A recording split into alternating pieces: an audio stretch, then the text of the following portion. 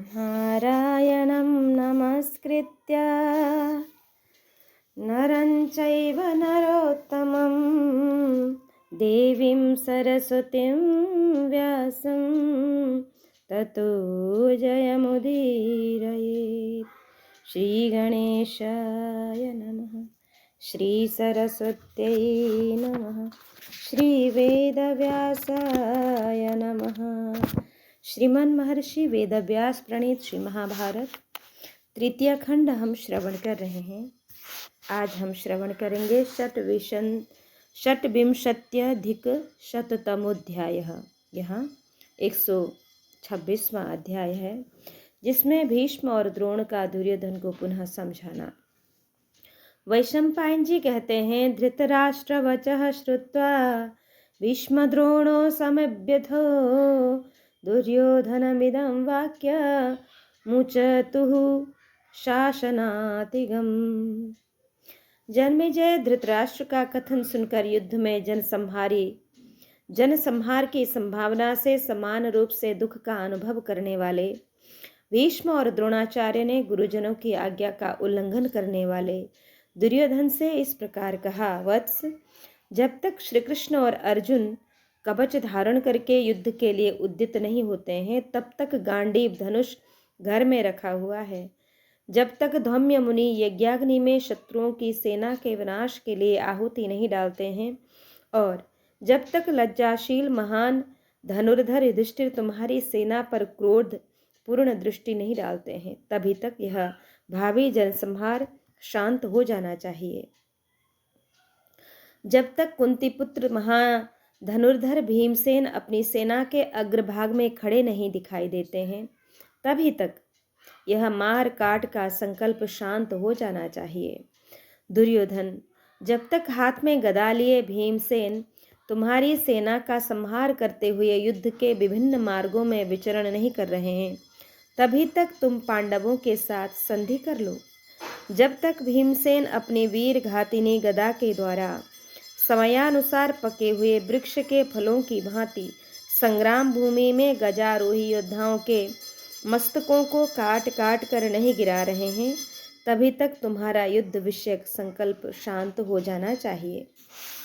नकुल, सहदेव, द्रुपद पुत्र धृष्टद्युम्न, विराट, शिखंडी तथा शिशुपाल पुत्र धृष्टकेतु, ये अस्त्र विद्या में निपुण महान वीर कवच धारण करके महासागर में घुसे हुए ग्राहों की भांति तुम्हारी सेना के भीतर जब तक प्रवेश नहीं करते हैं, तभी तक यह जनसंहार का संकल्प शांत हो जाना चाहिए। जब तक इन भूमि पालों के सुकुमार शरीरों पर गीध की पांखों से युक्त भयंकर बाण नहीं गिर रहे हैं, तभी तक युद्ध का संकल्प शांत हो जाना चाहिए। सामने आते ही लक्ष्य को मार गिराने वाले, शीघ्रता पूर्वक बाण चलाने और दूर तक का लक्ष्य बींधने वाले अस्त्र विद्या के पारंगत धनुर्धर विपक्षी वीर जब तक तुम्हारे योद्धाओं के चंदन और अगूर से चर्चित तथा हार और निष्क धारण करने वाले वक्षस्थलों पर विशाल बाणों की वर्षा नहीं करते, तभी तक तुम्हें युद्ध का विचार त्याग देना चाहिए। हम चाहते हैं कि नृपश्रेष्ठ धर्मराज युधिष्ठिर तुम्हें मस्तक झुकाकर प्रणाम करते देख दोनों हाथों से पकड़कर हृदय से लगा लें। भरत श्रेष्ठ उत्तम दक्षिणा देने वाले युधिष्ठिर ध्वजा, अंकुश और पताकाओं के चिन्ह से सुशोभित अपनी दाहिनी भुजा को जगत में शांति स्थापित करने के लिए तुम्हारे कंधे पर रखें तथा तुम्हें पास बिठाकर रत्न एवं औषधियों से युक्त लाल हथेली वाले हाथ से तुम्हारी पीठ को धीरे धीरे सहलाएं। भरत भूषण शाल वृक्ष के तने के समान ऊंचे डील डौल वाले महाबाहु भीमसेन भी शांति के लिए तुम्हें हृदय से लगाकर तुमसे मीठी मीठी बातें करें। राजन, अर्जुन और नकुल, सहदेव, ये तीनों भाई तुम्हें प्रणाम करें और तुम उनके मस्तक सूंघकर उनके साथ प्रेम पूर्वक वार्तालाप करो। तुम्हें अपने वीर भाई पांडवों के साथ मिला हुआ देख ये सब नरेश अपने नेत्रों से आनंद के आंसू बहाएं। राजाओं की सभी राजधानियों में यह घोषणा करा दी जाए कि कौरव पांडवों का सारा झगड़ा समाप्त होकर परस्पर प्रेम पूर्वक उनका समस्त कार्य संपन्न हो गया, फिर तुम और युधिष्ठिर परस्पर भ्रातृ भाव रखते हुए इस राज्य का समान रूप से उपभोग करो, तुम्हारी सारी चिंताएं दूर हो जाएं। वैशंपायन जी कहते हैं, श्रुत्वा दुर्योधनो वाक्यमप्रियं कुरु संसदि प्रत्युवाच महाबाहु वासुदेवं यशस्विनम्। जन्मेजय, कौरव सभा में यह अप्रिय वचन सुनकर दुर्योधन ने यशस्वी महाबाहु वसुदेव नंदन श्री कृष्ण को इस प्रकार उत्तर दिया कि केशव, आपको अच्छी तरह सोच विचार कर ऐसी बातें करनी चाहिए। आप तो विशेष रूप से मुझे ही दोषी ठहराकर मेरी निंदा कर रहे हैं। मधुसूदन, आप पांडवों के प्रेम की दुहाई देकर जो अकारण ही सदा हमारी निंदा करते रहते हैं, इसका कारण क्या है? क्या आप हम लोगों के बलाबल का विचार करके ऐसा करते हैं? मैं देखता हूँ आप विदुर जी, पिताजी, आचार्य अथवा पितामह भीष्म सभी लोग केवल मुझ पर ही दोषारोपण करते हैं, दूसरे किसी राजा पर नहीं। परंतु मुझे यह अपना कोई दोष नहीं दिखाई देता। इधर राजा धृतराष्ट्र सहित आप सब लोग अकारण ही मुझसे द्वेष रखने लगे हैं। शत्रुदमन केशव, मैं अत्यंत सोच विचार कर दृष्टि डालता हूँ तो भी मुझे अपना कोई सूक्ष्म से सूक्ष्म अपराध भी नहीं दृष्टिगोचर होता है। मधुसूदन, पांडवों को जुए का खेल बड़ा प्रिय था, इसलिए वे उसमें प्रवृत्त हुए। फिर यदि मामा शकुनी ने उनका राज्य जीत लिया तो इसमें मेरा क्या अपराध हो गया?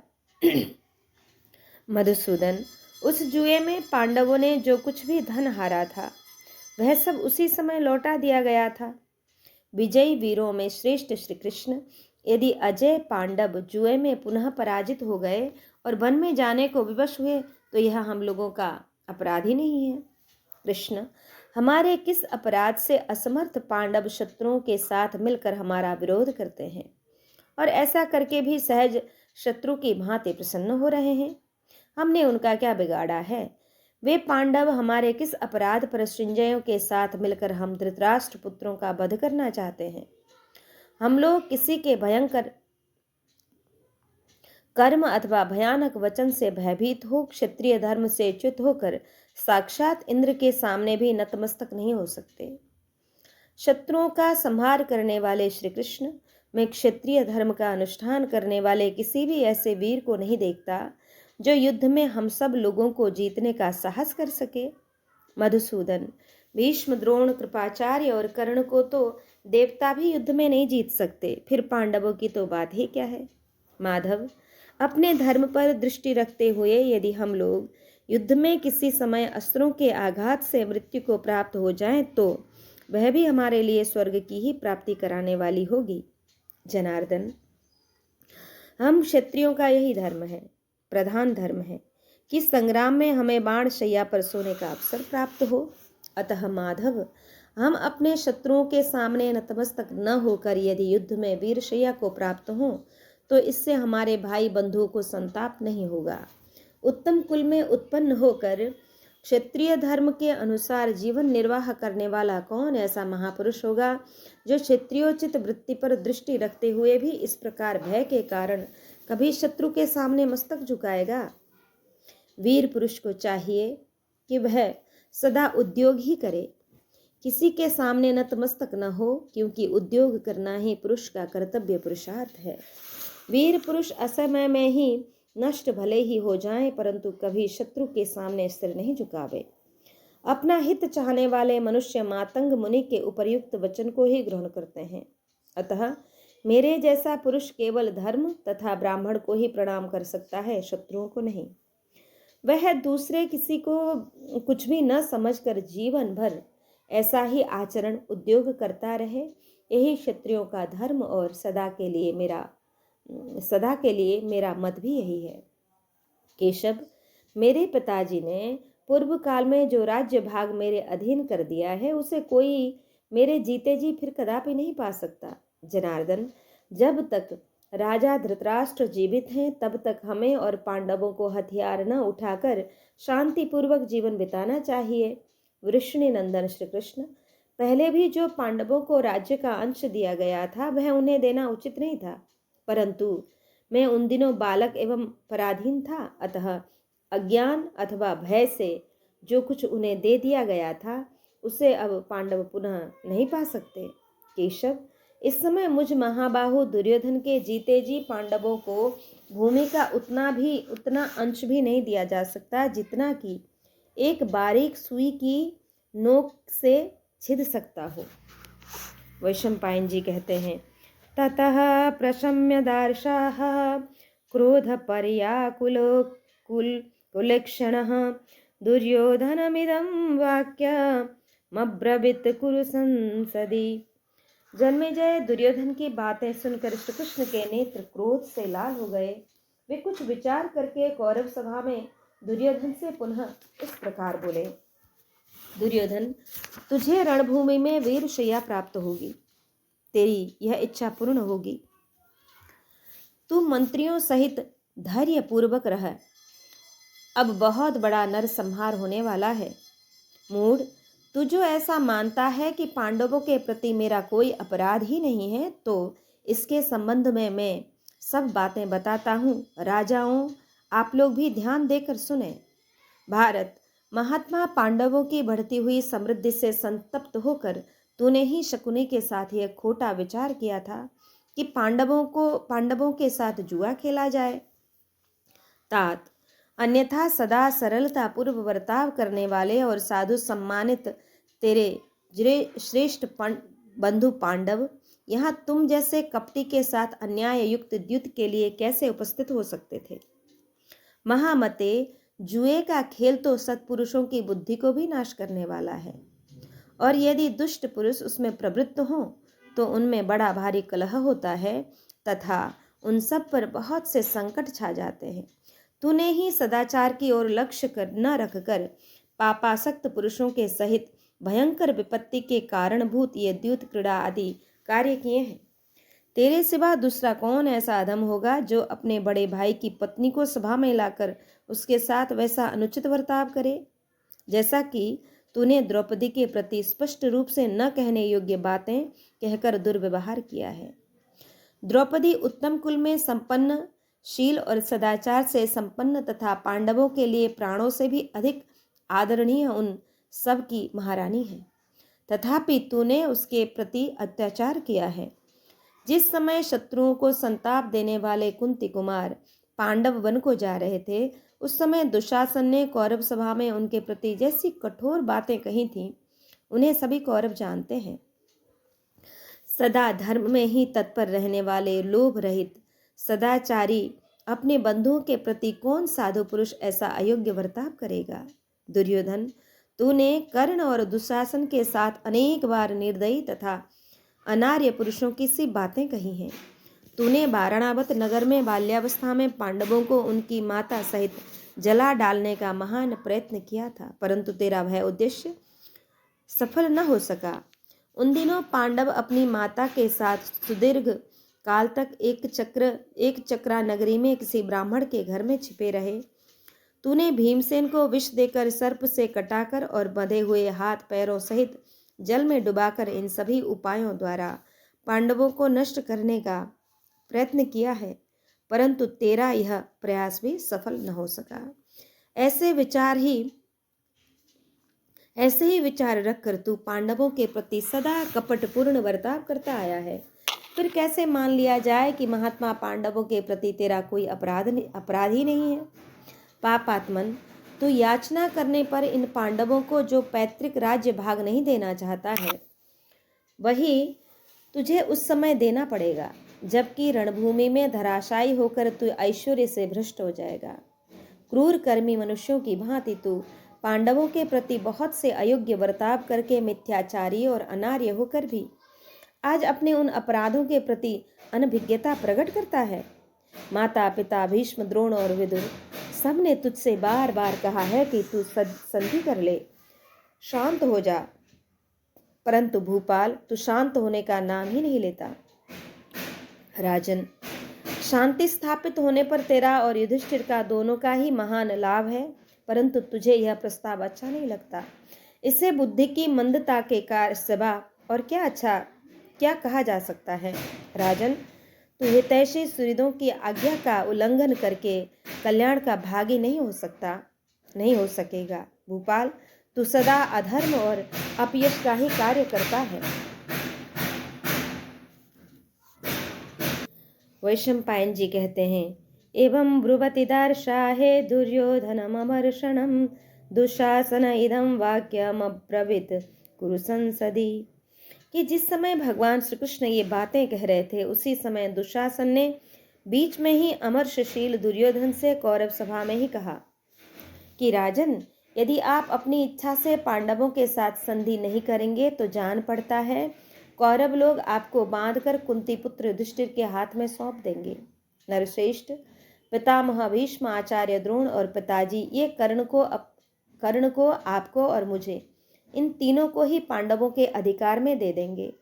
भाई की यह बात सुनकर धृतराष्ट्र पुत्र दुर्योधन अत्यंत कुपित हो फुफकारते हुए महान सर्प की भांति लंबी लंबी सांसें खींचता हुआ वहां से उठकर चल दिया। वह दुर्बुद्धि निर्लज्ज अशिष्ट पुरुषों की भांति मर्यादा शून्य, अभिमानी तथा माननीय पुरुषों का अपमान करने वाला था। वह विदुर, धृतराष्ट्र, महाराज बाल्हिक, कृपाचार्य, सोमदत्त, भीष्म, द्रोणाचार्य और भगवान श्री कृष्ण, इन सब का अनादर करके वहां से चल पड़ा।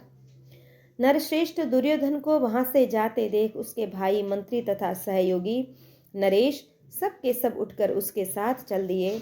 इस प्रकार क्रोध में भरे हुए दुर्योधन को भाइयों सहित सभा से उठकर जाते देख शांतनु नंदन भीष्म जी ने कहा, जो धर्म और अर्थ का परित्याग करके क्रोध का ही अनुसरण करता है, उसे शीघ्र ही विपत्ति में पड़ा देख उसके शत्रुगण हंसी उड़ाते हैं। राजा धृतराष्ट्र का यह दुरात्मा पुत्र दुर्योधन लक्ष्य सिद्धि के उपाय के विपरीत कार्य करने वाला तथा क्रोध और लोभ के वशीभूत रहने वाला है। इसे राजा होने का मिथ्या अभिमान है। जनार्दन, मैं समझता हूँ कि ये समस्त क्षत्रिय गण काल से पके हुए फल की भांति मौत के मुंह में जाने वाले हैं, तभी तो ये सब के सब मोहवश अपने मंत्रियों के साथ दुर्योधन का अनुसरण करते हैं। भीष्म का यह कथन सुनकर महापराक्रमी दर्शाह कुलनंदन कमल नयन श्री कृष्ण ने भीष्म और द्रोण आदि सब लोगों से इस प्रकार कहा, कुरुकुल के सभी बड़े बूढ़े लोगों का यह बहुत बड़ा अन्याय है कि आप लोग इस मूर्ख दुर्योधन को राजा के पद पर बिठाकर अब इनका बलपूर्वक नियंत्रण नहीं कर रहे हैं। शत्रुओं का दमन करने वाले निष्पाप कौरवों, इस विषय में मैंने समयोचित कर्तव्य का निश्चय कर लिया है कि जिसका पालन करने पर सबका भला होगा, वह सब मैं बता रहा हूँ, आप लोग सुने। मैं तो हित की बात बताने जा रहा हूँ, उसका आप लोगों को भी प्रत्यक्ष अनुभव है। भरतवंशियों, यदि वह आपके अनुकूल होने के कारण ठीक जान पड़े तो आप उससे काम में ला सकते हैं। बूढ़े भोजराज उग्रसेन का पुत्र कंस बड़ा दुराचारी एवं अजितेंद्रिय था। वह अपने पिता के जीते जी उनका सारा ऐश्वर्य लेकर स्वयं राजा बन बैठा, जिसका परिणाम यह हुआ कि वह मृत्यु के अधीन हो गया। समस्त भाई बंधुओं ने उसका त्याग कर दिया था, अतः सजातीय बंधुओं के हित की इच्छा से मैंने महान युद्ध में उस उग्रसेन पुत्र कंस को मार डाला। तदंतर हम सब कुटुंबी जनों ने मिलकर भोजवंशी क्षत्रियों की उन्नति करने वाले आहुक उग्रसेन को सत्कार पूर्वक पुनः राजा बना दिया। भरतनंदन, कुल की रक्षा के लिए एकमात्र कंस का परित्याग करके अंधक और वृष्णि आदि कुलों के समस्त यादव परस्पर संगठित हो सुख से रहते और उत्तरोत्तर उन्नति कर रहे हैं। राजन, इसके सिवा एक और उदाहरण लीजिए। एक समय प्रजापति ब्रह्मा जी ने जो बात कही थी, वही बात बता रहा हूँ। देवता और असुर युद्ध के लिए मोर्चे बांधकर खड़े थे। सबके अस्त्र शस्त्र प्रहार के लिए ऊपर उठ गए थे। सारा संसार दो भागों में बंटकर विनाश की गर्त में गिरना चाहता था। भारत, उस अवस्था में सृष्टि की रचना करने वाले लोक भावन भगवान ब्रह्मा जी ने स्पष्ट रूप से बता दिया कि इस युद्ध में दानवों सहित दैत्यों तथा असुरों की पराजय होगी। आदित्य, वसु तथा रुद्र आदि देवता विजयी होंगे। देवता, असुर, मनुष्य, गंधर्व, नाग तथा राक्षस ये युद्ध में अत्यंत कुपित होकर एक दूसरे का वध करेंगे। यह भावी परिणाम जानकर परमेष्टि पितामह ब्रह्मा ने धर्मराज से यह बात कही, तुम इन दैत्यों और दानवों को बांधकर वरुणदेव को सौंप दो। उनके ऐसा कहने पर धर्म ने ब्रह्मा जी की आज्ञा के अनुसार संपूर्ण दैत्यों और दानवों को बांधकर वरुण को सौंप दिया। तब से जल के स्वामी वरुण उन्हें धर्मपाश एवं वरुण पाश में बांधकर प्रतिदिन सावधान रहकर उन दानवों को समुद्र की सीमा में ही रखते हैं। भरतवंशियों, उसी प्रकार आप लोग दुर्योधन, कर्ण, सुबल पुत्र शकुनी तथा दुशासन को बंदी बनाकर पांडवों के हाथ में दे दें।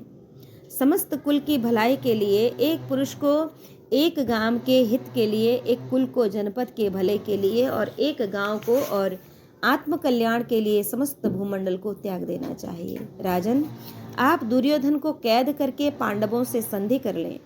क्षत्रिय शिरोमणे, ऐसा न हो कि आपके कारण समस्त क्षत्रियों का विनाश हो जाए।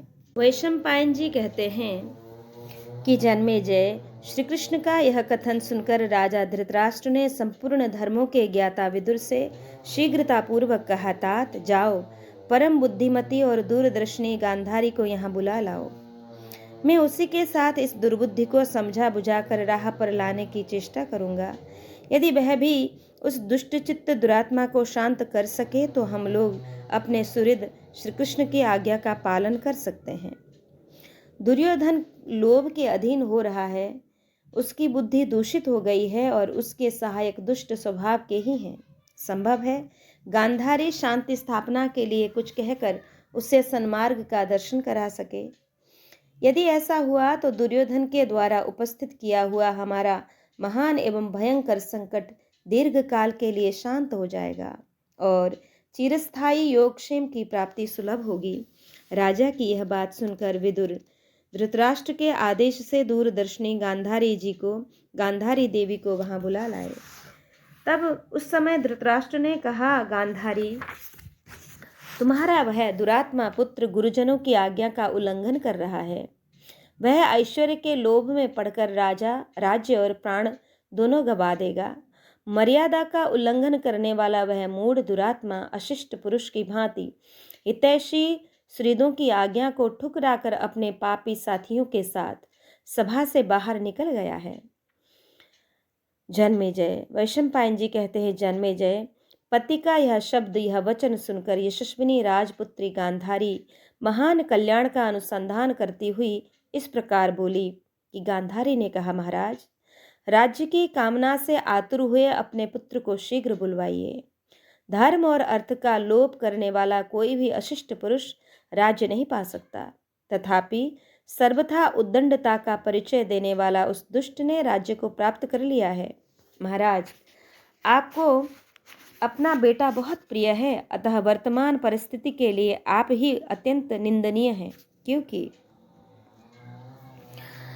आप उसके पापपूर्ण विचारों को जानते हुए भी सदा उसी की बुद्धि का अनुसरण करते हैं। राजन, इस दुर्योधन को काम और क्रोध ने अपने वश में कर लिया है। यह लोभ में फंस गया है, अतः आज आपका इसे बलपूर्वक पीछे लौटाना असंभव है। दुष्ट सहायकों से युक्त मूढ़, अज्ञानी, लोभी और दुरात्मा पुत्र को अपना राज्य सौंप देने का फल महाराज धृतराष्ट्र स्वयं भोग रहे हैं। कोई भी राजा स्वजनों में फैलती हुई फूट की अपेक्षा कैसे कर सकता है? राजन, स्वजनों में फूट डालकर उनसे विलग होने वाले आपकी सभी शत्रु हंसी उड़ाएंगे। महाराज, जिस आपत्ति को साम अथवा भेद नीति से पार किया जा सकता है, उसके लिए आत्मीय जनों पर दंड का प्रयोग कौन करेगा? वैशंपायन जी कहते हैं, जन्मेजय, पिता धृतराष्ट्र के आदेश और माता गांधारी की आज्ञा से विदुर असहिष्णु दुर्योधन को पुनः सभा में बुला लाए दुर्योधन की आंखें क्रोध से लाल हो रही थी। वह फुफकारते हुए सर्प की भांति लंबी लंबी सांसें खींचता हुआ माता की बात सुनने की इच्छा से सभा में पुनः प्रविष्ट हुआ।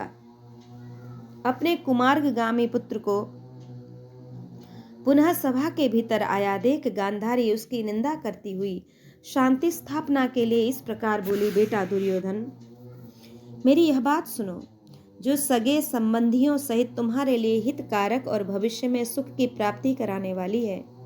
भरत श्रेष्ठ दुर्योधन, तुम्हारे पिता पितामह भीष्म, आचार्य द्रोण, कृपाचार्य और विदुर तुमसे जो कुछ कहते हैं, अपने इन सुहृदों की वह बात मान लो।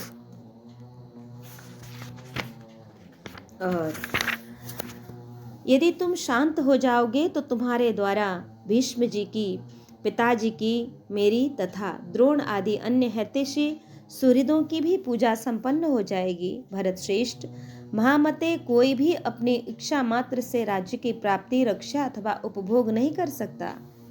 जिसने अपनी इंद्रियों को वश में नहीं किया है वह दीर्घ काल तक राज्य का उपभोग नहीं कर सकता।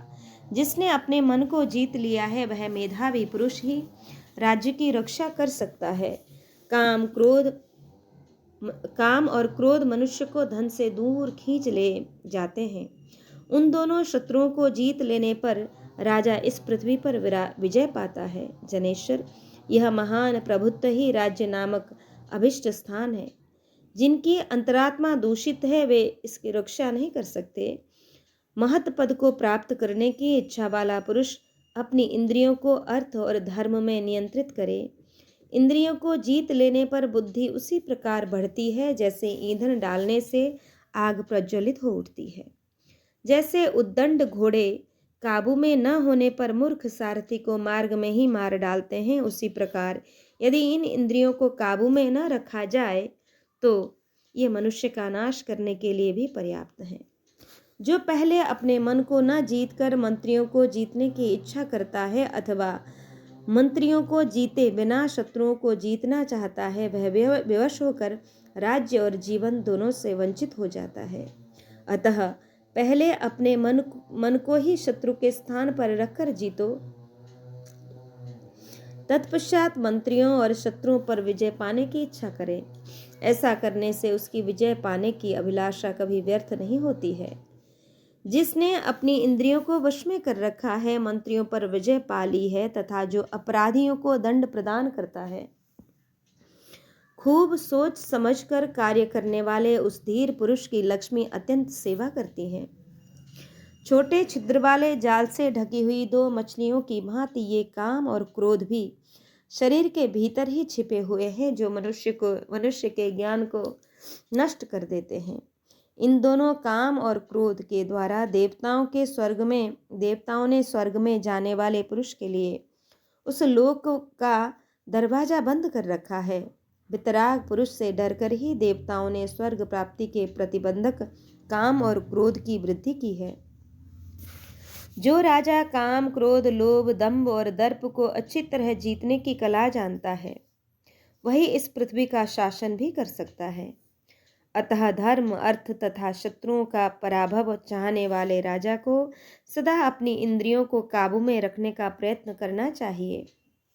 जो राजा काम अथवा क्रोध से वशीभूत होकर स्वजनों या दूसरों के प्रति मिथ्या वर्ताव, कपट एवं अन्याय युक्त आचरण करता है उसके कोई सहायक नहीं होते हैं। तात पांडव परस्पर संगठित होने के कारण एकीभूत हो गए हैं।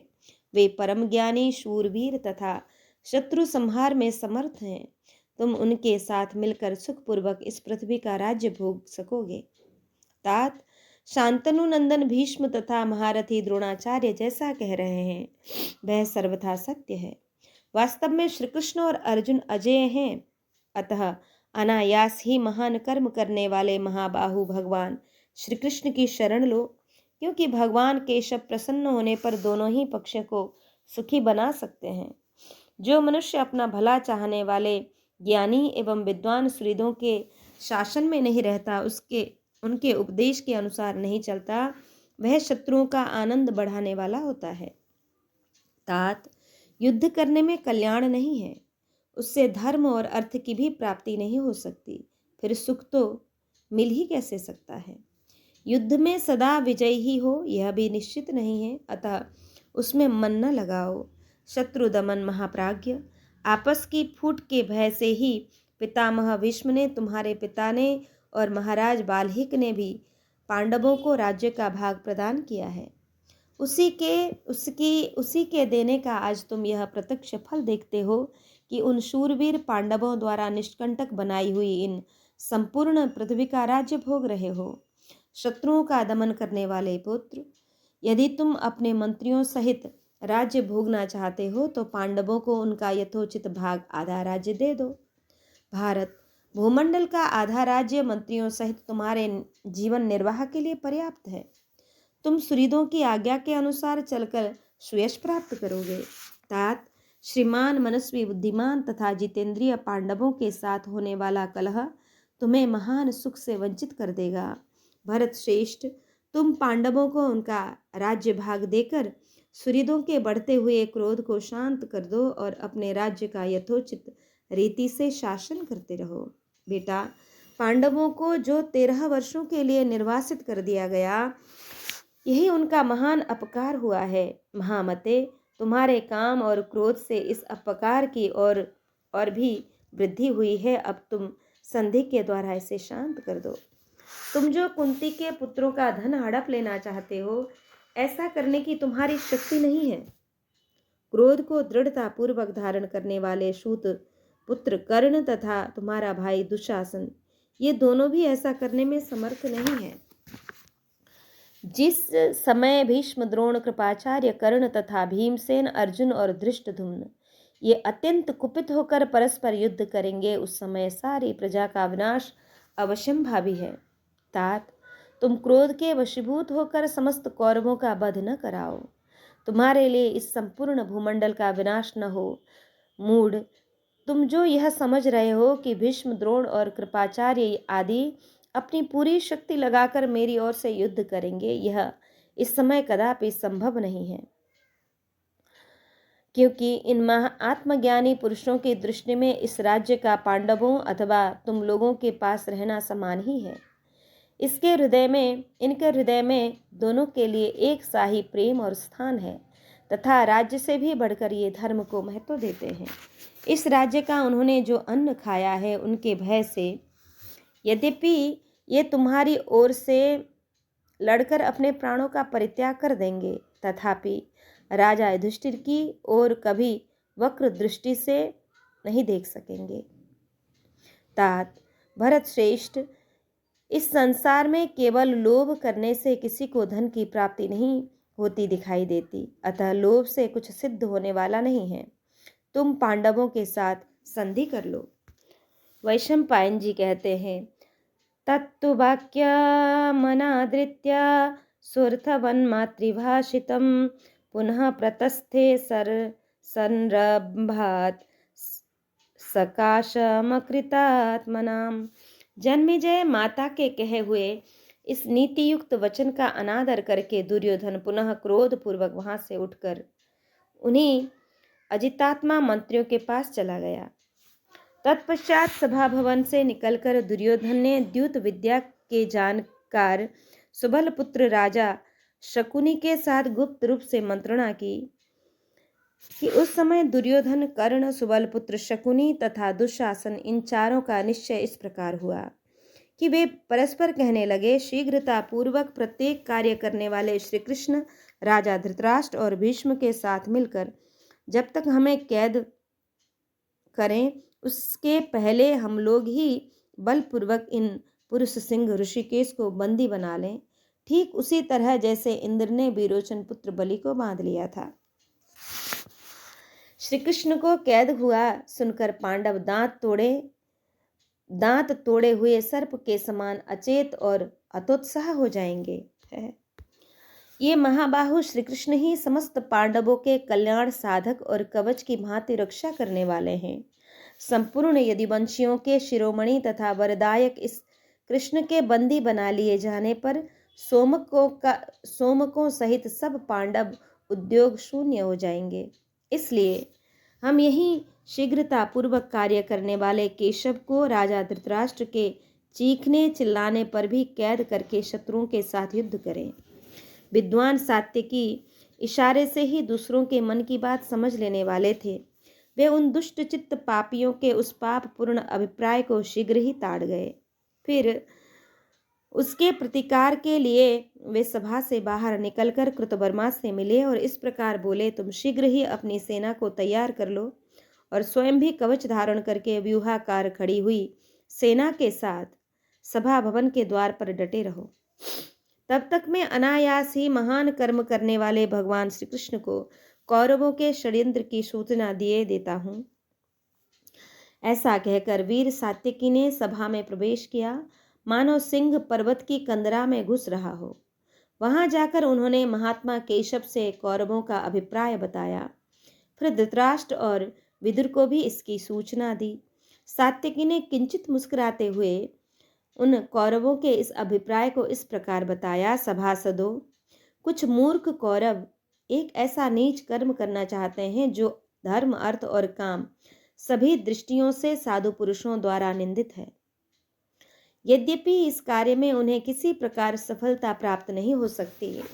क्रोध और लोभ के वशीभूत हो काम एवं रोष से तिरस्कृत होकर कुछ पापात्मा एवं मूढ़ मानव यहाँ आकर भारी बखेड़ा पैदा करना चाहते हैं। जैसे बालक और जड़ बुद्धि वाले लोग जलती आग को कपड़े में बांधना चाहें, उसी प्रकार ये मंद बुद्धि कौरव इन कमल नयन भगवान श्री कृष्ण को यहाँ कैद करना चाहते हैं। सात्यकी का यह वचन सुनकर दूरदर्शी विदुर ने कौरव सभा में महाबाहु धृतराष्ट्र से कहा, परंतप नरेश, जान पड़ता है आपके सभी पुत्र सर्वथा काल के अधीन हो गए हैं, इसलिए ये यह अकृति कारक और असंभव कर्म करने को उतारू हुए हैं। सुनने में आया है कि वे सब संगठित होकर इन पुरुष सिंह कमल नयन श्री कृष्ण को तिरस्कृत करके हठ पूर्वक कैद करना चाहते हैं। ये भगवान श्री कृष्ण इंद्र के छोटे भाई और दुर्धर्ष वीर हैं, इन्हें कोई भी पकड़ नहीं सकता। इनके पास आकर सभी विरोधी जलती आग में गिरने वाले फतिंगों के समान नष्ट हो जाएंगे।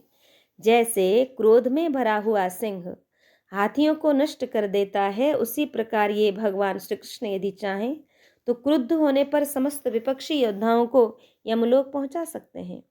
परंतु ये पुरुषोत्तम श्री कृष्ण किसी प्रकार भी निंदित अथवा पाप कर्म नहीं कर सकते और न कभी धर्म से ही पीछे हट सकते हैं। श्री कृष्ण ने जिस प्रकार घोड़े, रथ और हाथियों सहित वाराणसी नगरी जला दी और काशीराज को उसके सगे संबंधियों सहित मार डाला, उसी प्रकार ये शंख चक्र और गदा धारण करने वाले भगवान श्री कृष्ण स्वयं कालेश्वर होकर हस्तिनापुर को दग्ध करके कौरवों का नाश कर डालेंगे। यदुकुल को सुख पहुंचाने वाले श्री कृष्ण जब अकेले पारिजात का अपहरण करने लगे, उस समय अत्यंत कोप में भरे हुए इंद्र ने इनके ऊपर वसुओं के साथ आक्रमण किया, परंतु वे भी इन्हें पराजित न कर सके। निर्मोचन नामक स्थान में मूर दैत्य ने 6000 शक्तिशाली पाश लगा रखे थे, जिन्हें इन वासुदेव नंदन श्री कृष्ण ने निकट जाकर काट डाला। इन्हीं श्री कृष्ण ने सौभ के द्वार पर पहुंचकर अपनी गदा से पर्वत को विदीर्ण करते हुए मंत्रियों सहित द्युमत्सेन को मार गिराया था। अभी कौरवों की आयु शेष है, इसलिए सदा धर्म पर ही दृष्टि रखने वाले कमल नयन भगवान श्री कृष्ण इन पापाचारियों को दंड देने में समर्थ होकर भी अभी क्षमा करते जा रहे हैं। यदि ये कौरव अपने सहयोगी राजाओं के साथ गोविंद को बंदी बनाना चाहते हैं तो सब के सब आज ही यमराज के अतिथि हो जाएंगे। जैसे तिनकों के अग्रभाग सदा महाबलवान वायु के वश में होते हैं, उसी प्रकार समस्त कौरव चक्रधारी श्री कृष्ण के अधीन हो जाएंगे। विदुर के ऐसा कहने पर भगवान केशव ने समस्त सुहृदों के मुझ सुनते हुए राजा धृतराष्ट्र की ओर देखकर कहा, राजन, ये दुष्ट कौरव यदि कुपित होकर मुझे बलपूर्वक पकड़ सकते हों तो आप इन्हें आज्ञा दे दीजिए, फिर देखिए ये मुझे पकड़ पाते हैं या मैं इन्हें बंदी बनाता हूँ। यद्यपि क्रोध में भरे हुए इन समस्त कौरवों को मैं बांध लेने की शक्ति रखता हूँ, यद्यपि मैं किसी प्रकार भी कोई निंदित कर्म अथवा पाप नहीं कर सकता।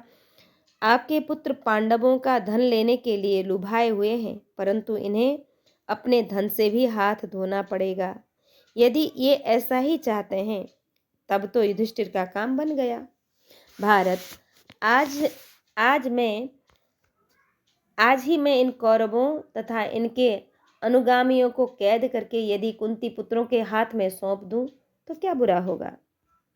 भारत, परंतप भारत, आपके समीप में क्रोध अथवा पाप बुद्धि से होने वाला यह निंदित कर्म नहीं प्रारंभ करूंगा।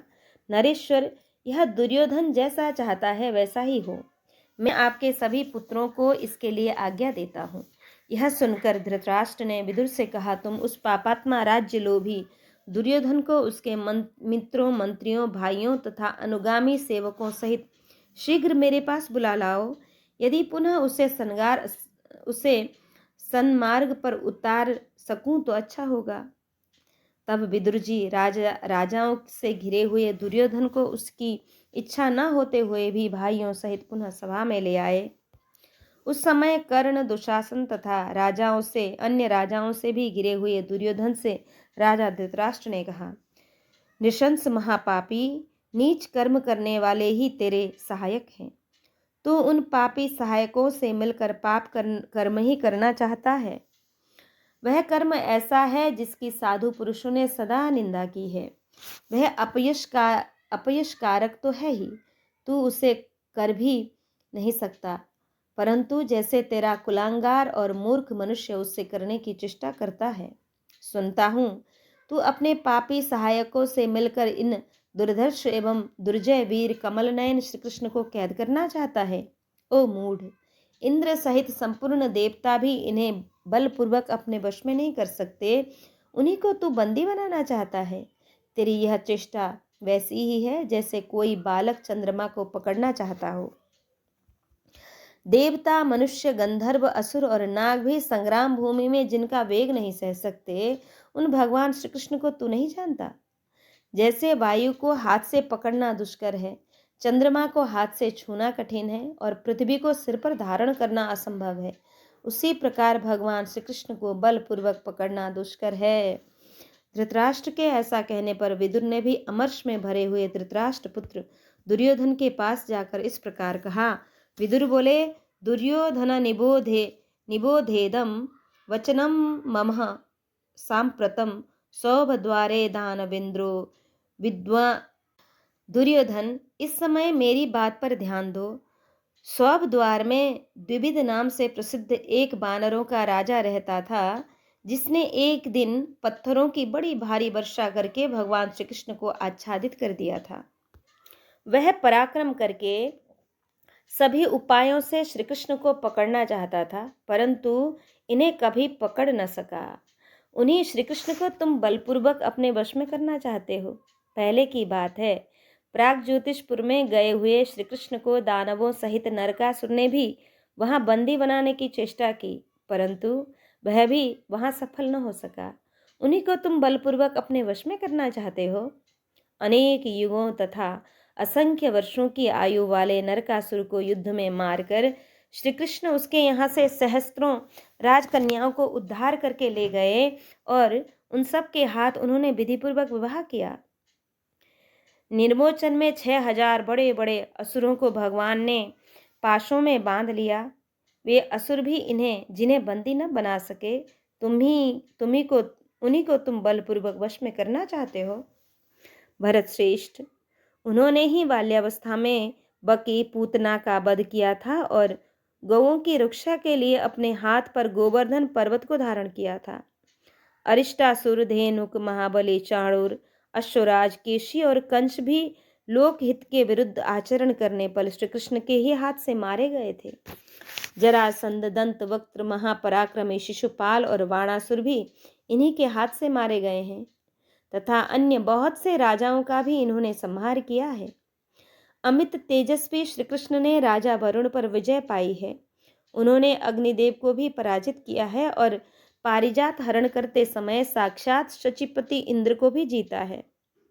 उन्होंने एकार्णव के जल में सोते समय मधु और कैटभ नामक दोनों दैत्यों को मारा था और दूसरा शरीर धारण करके हयग्रीव नामक राक्षस का भी इन्होंने वध किया था। यही सबके कर्ता हैं, इनका दूसरा कोई कर्ता नहीं है। सबके पुरुषार्थ के कारण भी यही हैं। ये भगवान श्री कृष्ण जो जो इच्छा करें वह सब अनायास ही कर सकते हैं। अपनी महिमा से कभी च्युत न होने वाले इन भगवान गोविंद का महापराक्रम भयंकर भयंकर है। तुम इन्हें अच्छी तरह नहीं जानते। ये क्रोध में भरे हुए विषधर सर्प के समान भयानक हैं। ये सत्पुरुषों द्वारा प्रशंसित एवं तेज की राशि हैं। अनायास ही महान पराक्रम करने वाले महाबाहु भगवान श्री कृष्ण का तिरस्कार करने पर तुम अपने मंत्रियों सहित उसी प्रकार नष्ट हो जाओगे जैसे पतंग आग में पड़कर भस्म हो जाते हैं। वैशंपायन जी कहते हैं, विदुरेणैव मुक्तस्तु केशवः शत्रुपूगः दुर्योधनं धार्तराष्ट्रमभ्यभाषत वीर्यवान। जन्मेजय विदुर जी के ऐसा कहने पर शत्रु समूह का संहार करने वाले शक्तिशाली भगवान श्री कृष्ण ने धृतराष्ट्र पुत्र दुर्योधन से इस प्रकार कहा, दुर्बुद्धि दुर्योधन, तू मोहवश जो मुझे अकेला मान रहा है और इसलिए मेरा तिरस्कार करके जो मुझे पकड़ना चाहता है, यह तेरा अज्ञान है। देख, सब पांडव यही हैं, अंधक और वृष्णिवंश के वीर भी यहीं मौजूद हैं। आदित्यगण, रुद्रगण तथा महर्षियों सहित वसुगण भी यही हैं। ऐसा कहकर विपक्षी वीरों का विनाश करने वाले भगवान केशव उच्च स्वर से अट्टहास करने लगे। हंसते समय उन महात्मा श्री कृष्ण के श्री अंगों में स्थित विद्युत के समान कांति वाले तथा अंगूठे के बराबर छोटे शरीर वाले देवता आग की लपटें छोड़ने लगे। उनके ललाट में ब्रह्मा और वक्षस्थल में रुद्रदेव विराजमान थे। समस्त लोकपाल उनकी भुजाओं में स्थित थे। मुख से अग्नि की लपटें निकलने लगी। आदित्य, साध्य, वसु दोनों अश्विनी कुमार, इंद्र सहित मरुद गण, विश्वदेव, यक्ष, गंधर्व, नाग और राक्षस भी उनके विभिन्न अंगों में प्रकट हो गए। उनकी दोनों भुजाओं से बलराम और अर्जुन का प्रादुर्भाव हुआ। दाहिनी भुजा में धनुर्धर अर्जुन और बाई में हलधर बलराम विद्यमान थे।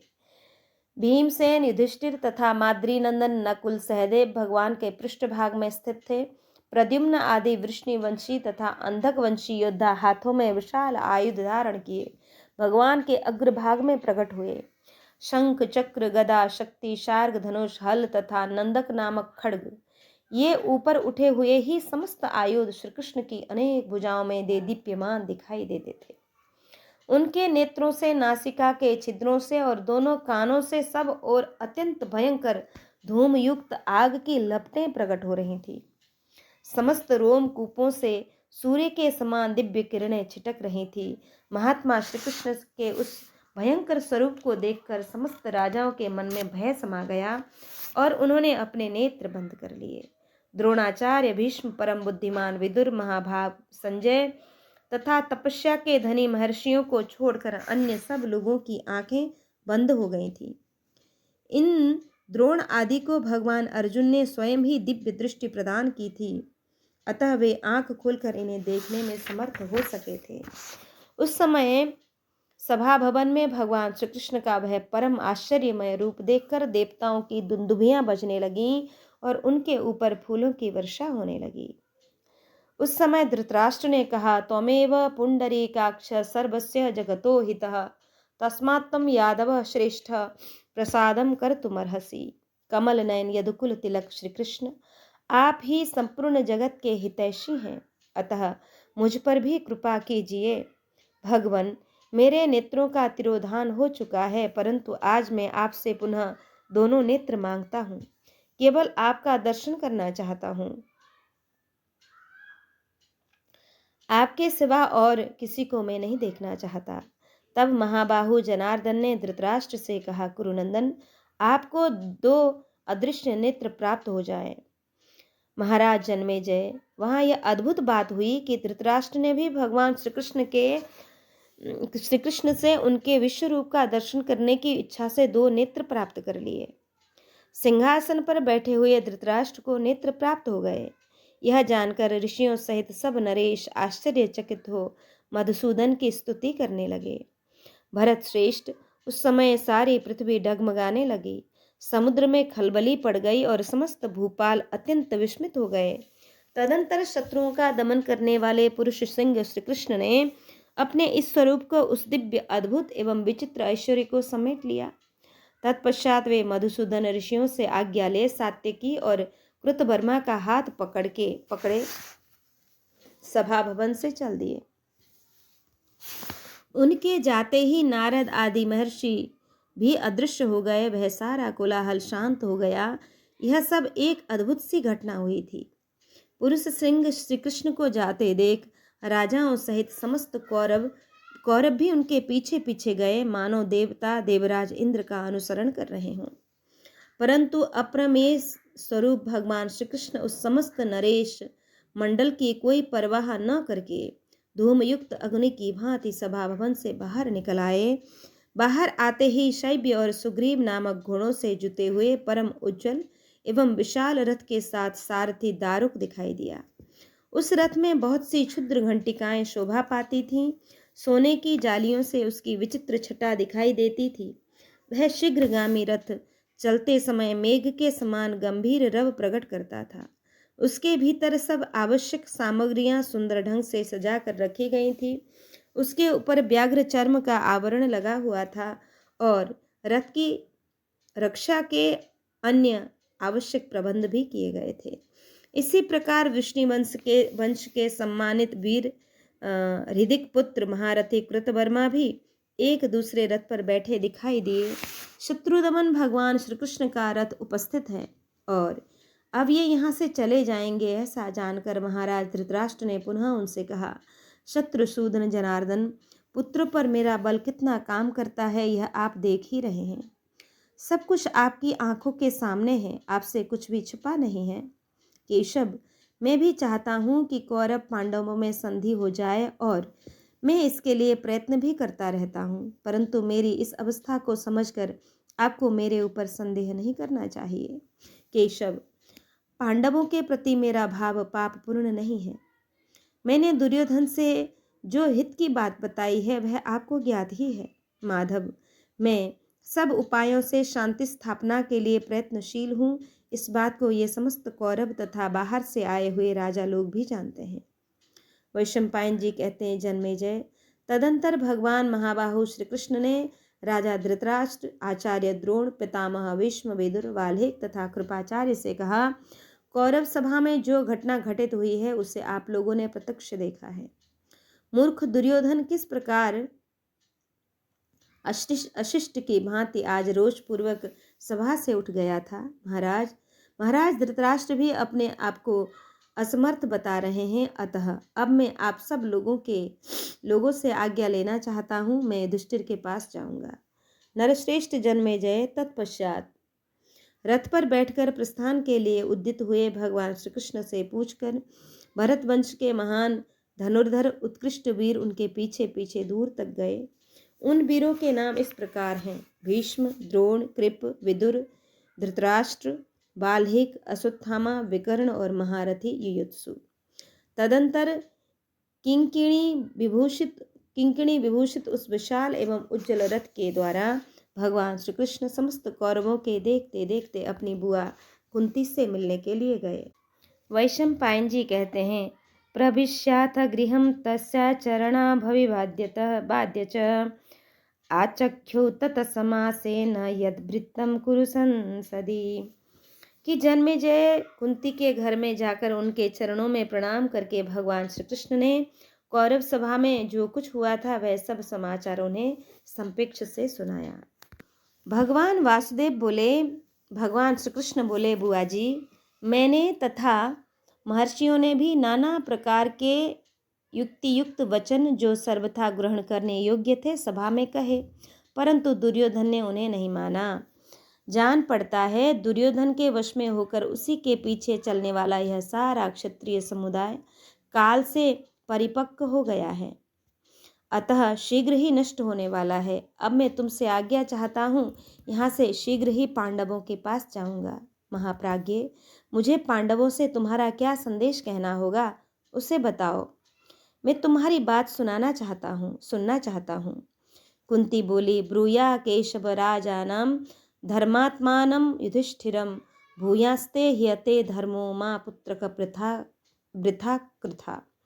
केशव, तुम धर्मात्मा राजा युधिष्ठिर के पास जाकर इस प्रकार कहना, पुत्र, तुम्हारे प्रजा पालन रूप धर्म की बड़ी हानि हो रही है। तुम उस धर्म पालक के अवसर को व्यर्थ न खो। राजन, जैसे वेद के अर्थ को न जानने वाला अज्ञ वेद पाठी की बुद्धि केवल वेद के मंत्रों की आवृत्ति करने में ही नष्ट हो जाती है और केवल मंत्र पाठ मात्र धर्म पर ही दृष्टि रहती है, उसी प्रकार तुम्हारी बुद्धि भी केवल शांति धर्म को ही देखती है। बेटा, ब्रह्मा जी ने तुम्हारे लिए जैसे धर्म की सृष्टि की है उसी पर दृष्टिपात करो। उन्होंने अपने दोनों भुजाओं से क्षत्रियों को उत्पन्न किया है, अतः क्षत्रिय बाहुबल से ही जीविका चलाने वाले होते हैं। वे युद्ध रूपी कठोर कर्म के लिए रचे गए हैं तथा सदा प्रजा पालन रूपी धर्म में प्रवृत्त होते हैं। मैं इस विषय में एक उदाहरण देती हूँ जिसे मैंने बड़े बूढ़ों के श्रीमुख से सुना है। पूर्व काल की बात है। धनाध्यक्ष कुबेर राजर्षि मुकुंद पर प्रसन्न होकर उन्हें ये सारी पृथ्वी दे रहे थे, परंतु उन्होंने उसे ग्रहण नहीं किया। वे बोले, देव, मेरी इच्छा है कि मैं अपने बाहुबल से उपार्जित राज्य का उपभोग करूं। इससे कुबेर बड़े प्रसन्न हुए और विस्मित भी हुए। तदंतर क्षत्रिय धर्म में तत्पर रहने वाले राजा मुचकुंद ने अपने बाहुबल से प्राप्त की हुई इस पृथ्वी का न्यायपूर्वक शासन किया। भारत, राजा के द्वारा सुरक्षित हुई प्रजा यहाँ जिस धर्म का अनुष्ठान करती है उसका चौथाई भाग उस राजा को मिल जाता है। यदि राजा धर्म का पालन करता है तो उसे देवत्व की प्राप्ति होती है, और यदि वह अधर्म करता है तो नरक में ही पड़ता है। राजा की दंड नीति यदि उसके द्वारा स्वधर्म के अनुसार प्रयुक्त हुई हो तो वह चारों वर्णों को नियंत्रण में रखती हुई और अधर्म से निवृत्त करती है। यदि राजा दंड नीति के प्रयोग में पूर्णतः न्याय से काम लेता है तो जगत में सत्ययुग नामक उत्तम काल आ जाता है। राजा का कारण काल है या काल का कारण राजा है, ऐसा संदेह तुम्हारे मन में नहीं उठना चाहिए, क्योंकि राजा ही काल का कारण होता है। राजा ही सत्ययुग, त्रेता और द्वापर का त्रष्टा है। चौथे युग कली के प्रकट होने में भी वही कारण है। अपने सत्कर्मों द्वारा सत्ययुग उपस्थित करने के कारण राजा को अक्षय स्वर्ग की प्राप्ति होती है। त्रेता की प्रवृत्ति करने से भी उसे स्वर्ग की ही प्राप्ति होती है, किंतु वह अक्षय नहीं होता। द्वापर उपस्थित करने से उसे यथाभाग पुण्य और पाप का फल प्राप्त होता है, परंतु कलियुग की प्रवृत्ति करने से राजा को अत्यंत पाप कष्ट भोगना पड़ता है। ऐसा करने से वह दुष्कर्मी राजा अनेक वर्षों तक नरक में ही निवास करता है। राजा का दोष जगत को और जगत का दोष राजा को प्राप्त होता है। पुत्र, तुम्हारे पिता पितामहों ने जिनका पालन किया है उन राजधर्मों की ओर देखो। तुम जिसका आश्रय लेना चाहते हो वह राजर्षियों का आचार अथवा राजधर्म नहीं है। जो सदा दया भाव में ही स्थित हो, व्यूहल बना रहता हो, ऐसे किसी भी पुरुष ने प्रजा पालन जनित किसी पुण्य फल को कभी प्राप्त नहीं किया। तुम जिस बुद्धि के सहारे चलते हो उसके लिए न तो तुम्हारे पिता पांडु ने, न मैंने और न पितामह ने ही पहले कभी आशीर्वाद दिया था, अर्थात तुम में वैसी बुद्धि होने की कामना किसी ने नहीं की थी। मैं तो सदा यही मानती रही हूँ कि तुम्हें यज्ञ, दान, तप, शौर्य, बुद्धि, संतान, महत्व, बल और ओज की प्राप्ति हो। कल्याणकारी ब्राह्मणों की भलीभांति आराधना करने पर वे भी सदा देव यज्ञ, पितृयज्ञ, दीर्घायु, धन और पुत्रों की प्राप्ति के लिए ही आशीर्वाद देते हैं। देवता और पितर अपने उपासकों तथा वंशजों से सदा दान, स्वाध्याय, यज्ञ तथा प्रजा पालन की ही आशा रखते हैं। श्री कृष्ण, मेरा यह कथन धर्म संगत है या अधर्म युक्त, यह तुम स्वभाव से ही जानते हो। तात, वे पांडव उत्तम कुल में उत्पन्न और विद्वान होकर भी इस समय जीविका के अभाव से पीड़ित हैं। भूतल पर विचरने वाले भूखे मानव जहाँ दानपति शूरवीर क्षत्रिय के समीप पहुंचकर अन्न पान से पूर्णतः संतुष्ट हो अपने घर को जाते हैं, वहां उससे बढ़कर दूसरा धर्म क्या हो सकता है। धर्मात्मा पुरुष यहाँ राज्य पाकर किसी को दान से, किसी को बल से और किसी को मधुर वाणी द्वारा संतुष्ट करे। इस प्रकार सब ओर से आए हुए लोगों को दान मान आदि से संतुष्ट करके अपना ले। ब्राह्मण भिक्षा वृत्ति से जीविका चलावे, क्षत्रिय प्रजा का पालन करे, वैश्य धनोपार्जन करे और शूद्र उन तीनों वर्णों की सेवा करे। युधिष्ठिर, तुम्हारे लिए भिक्षा वृत्ति का तो सर्वथा निषेध है और खेती भी तुम्हारे योग्य नहीं है। तुम तो दूसरों को क्षति से त्रास देने वाले क्षत्रिय हो।